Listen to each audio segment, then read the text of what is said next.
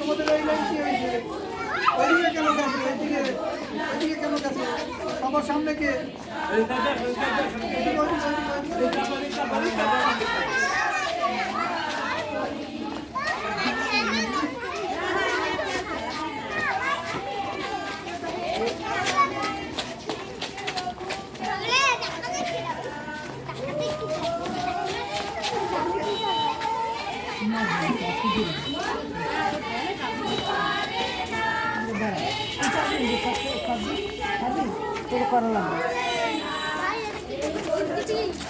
অপমান